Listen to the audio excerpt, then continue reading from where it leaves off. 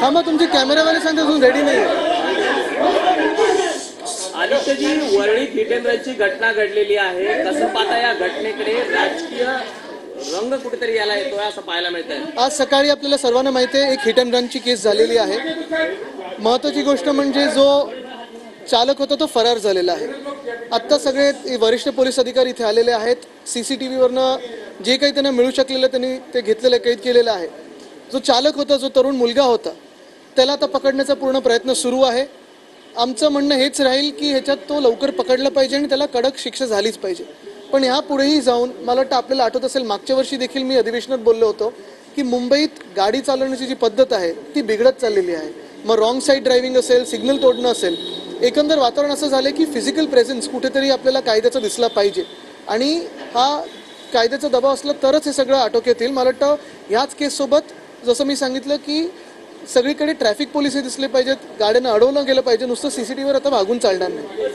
राजेश शहा जे या संपूर्ण प्रकरणात ताब्यात घेण्यात आलेलं आहे ते शिवसेनेचे म्हणजे शिंदे गटाचे उपनेते आहेत. कुठेतरी पॉलिटिकल हस्तक्षेप. बघा, हे शहा कोण आहेत आता आपण सगळ्यांनी माहिती घ्या. पण आमच्या इथे कोळीवाड्यातल्या एका व्यक्तीवर त्यांनी गाडी चालवलेली आहे आणि सगळ्यात महत्त्वाचं म्हणजे बघा, कोणी कुठच्याही पक्षाचं असलं तरी मी तरी आत्ता ते राजकीय करणार नाही, लगेच राजकीय रंग यायला मी देणार नाही. या भारताचा नागरिक म्हणून माझी ही मागणी राहील की कडक शिक्षा झालीच पाहिजे आणि जो गाडी चालवत होता त्याच्यावर शिक्षा झाली पाहिजे. सगळे एव्हिडन्स आहेत, त्याच्यावर कारवाई झालीच पाहिजे. आत्ता राजकीय हस्तक्षेप नको याच्यात, ही सगळ्यांची अपेक्षा आहे. मला वाटतं आम्ही पण उचललेलं आहे, आधी पण उचललेलं आहे. पण महत्त्वाची गोष्ट म्हणजे सभागृहात करण्यापेक्षा आत्ता पोलिसांनी कारवाई सुरू केलेली आहे. आमची अपेक्षा ही की लवकरात लवकर तो जो कोणी चालक असेल, तो मुलगा जो कोणी असेल, त्याला अटक झालीच पाहिजे आणि कारवाई झाली पाहिजे. अंमलबजावणी होत नाही, याकडे कसं पाहता? बघा, आता मी राजकीय आरोप परत सांगतो, ह्या घटनेवर आता करणार नाही. जरी ती व्यक्ती कुठच्याही राजकीय पक्षाची असेल किंवा गद्दार गटाची असेल, त्याच्यात मी जाणार नाही. मला वाटतं महत्त्वाची गोष्ट हीच आहे, आत्ता पोलिसांकडून एवढंच अपेक्षा आहे की कडक कारवाई व्हावी.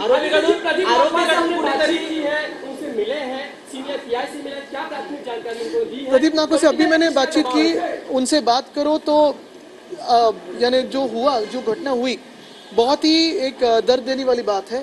खुद की आंखों के सामने अपनी उनकी बीवी जो है वो घसीटी लेके गई और सबसे इम्पोर्टेंट चीज़ यही, सबसे महत्वपूर्ण बात यही है कि ये सब CCTV पे आ गया है. अभी जांच इसी पे है. वो जो चालक था उसे ढूंढ रहे हैं. मेरी ये अपेक्षा रहे कि जल्द से जल्द उसे काबिज किया जाए और जेल की सजा दी जाए. त्यांचा चालू आहे, शोध चालू है. मुख्यमंत्री एकनाथ शिंदे के वो पालघर के ही उपनेता बताए जाते हैं. बिल्कुल, मैं इसको, मेरी डिसेंसी तो मैं यहाँ रखूंगा और मैं इसको पॉलिटिकल रंग नहीं देना चाहता. मैं यही अपेक्षा करूंगा कि जो भी सरकार है वो यहाँ कोई फ़ोन ना करे. अगर फ़ोन कोई करे तो उसको जल्द से जल्द पकड़ने की बात करे, कोई राहत देने की बात ना करे.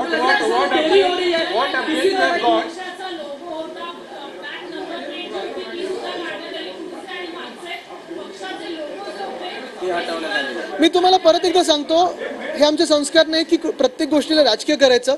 जरी गद्दार गँगमधले असले, जरी कुठच्याही पक्षाचे असले, तरी एक महत्त्वाचं आहे, मी सांगेन की ह्या शहाला पकडलं गेलंच पाहिजे. त्यांनी आमच्या इकडचे प्रदीप नाकोजी यांच्या बाईकवर जी गाडी चालवली आहे, हिट अँड रनमध्ये केलेलं आहे, ते चुकीचंच आहे. आणि माझी अपेक्षा हीच राहील की कुठूनही वरिष्ठ नेत्यांकडून फोन येऊ नये. जर आलाच तर कारवाई कुठपर्यंत गेलेली आहे आणि त्या मुलाला पकडले की नाही ह्याच्यावर असू.